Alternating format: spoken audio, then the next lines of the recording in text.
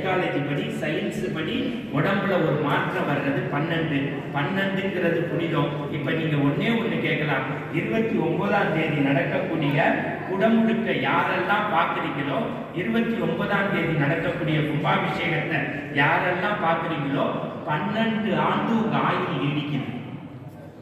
இது சத்தியம், இது சத்தியம். வேதம் அதுதான் சொல்லுது. சார் நான் இன்னைக்கு பார்க்க முடியல, out of station, no problem.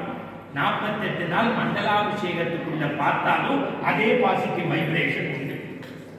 அப்ப கும்பாபிஷேகம்னா என்னன்னு நீங்க தெரிஞ்சுக்கிட்டீங்க. ரொம்ப பியூட்டிஃபுல்லா ஐ கான்டாக்டோட டிராவல் ஆகிக்கிறீங்க, ரொம்ப அட்டென்டிவா கேட்குறீங்க. யாரும் பேசக்கூடாது இடையில.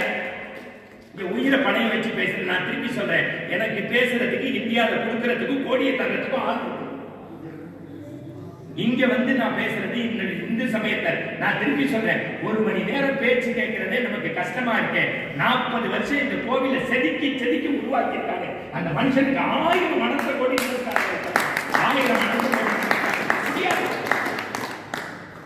ஏன்னா இந்த மனசுக்கு பாருங்க ஒரு குரங்கு அங்க இங்க அலைப்பாய். நம்மளால ஒரு கான்சென்ட்ரேஷன் பண்ணி கவனமா இருக்க முடியாது. அவ்வளவு ப்ராப்ளம் இருக்கு நம்ம மனசுக்குள்ள. டஸ்ட்பின் மாதிரி அவ்வளவு அழுக்கு வச்சிருக்கோம். வெறும் சிற்பத்தை மட்டும் செதுக்கல, இந்து மதத்தை செதுக்கி செதுக்கி இந்த மண்ணில உருவாக்கி இருக்காங்க. இப்ப நீங்க தெரிஞ்சுக்கங்க யாகசாலைன்னு. இந்த யாகசாலையை பத்தி தெரிஞ்சுக்கணும்னா 10 வருஷம் வேலை படிச்சுட்டா தான் தெரிஞ்சுக்க முடியும்.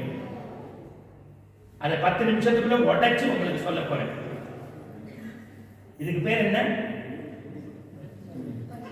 Very good. இதுக்கு பேர் என்ன? தண்ணி. நீ ஜெர்மன்ல, இத்தாலியில, பெல்ஜியத்துல தண்ணியை பத்தி கேட்கலாமா? இப்பதான் ஒருத்தர் மாப்பிள்ளை இப்பதான் பாயிண்ட்டுக்கே